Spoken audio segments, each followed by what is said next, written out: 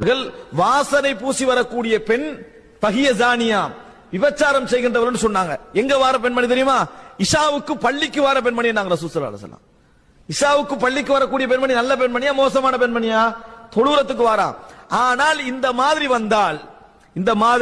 வந்தால் வாசம் உணர்கின்ற அமைப்பில் அவர் வருவாராக இருந்தால் விபச்சாரி என்று ரசூல் ஸல்லல்லாஹு அலைஹி வஸல்லம் சொன்னார்கள். ரசூல் ஸல்லல்லாஹு இந்த வார்த்தை உபயோகிக்கிறாங்க, தண்டனைக்குரிய விபச்சாரி என்று சொல்லல. ஆனா அந்த செயலை இந்த செயலை என்ன செஞ்சாங்க?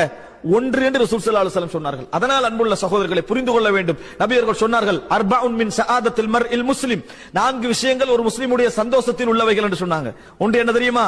அல் மஸ்கனுல் வாஸி, விசாலமான வீடு. டெக்கரேட் பண்ண உள்ள வீடு அல்ல, விசாலமான வீடு. சிலவன் சின்ன வீடு இருக்கும், ஆனா அது செலவழிச்சுக்கிறது பாத்தீங்கன்னா என்னது? கோடிக்கணக்கில் செலவழிச்சப்ப எதுக்காக வேண்டி? இந்த குடையிறதுக்காக வேண்டி, அது இதை செய்யறதுக்காண்டி. மஸ்கனுல் வாஸி, விசாலமான வீடு. வல் மர்கபுல் ஹனி, வசதியான வாகனம். மர்கபுல் ஹனி, வசதியான வாகனம்.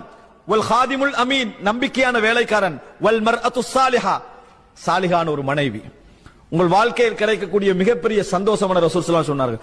உங்கள் மனைவியிடத்தில் நீங்க நிறைய குறை காணுங்க என்று வைங்கள், ஒழுக்கத்துல ஒரு குறையும் காணல என்று வைங்க.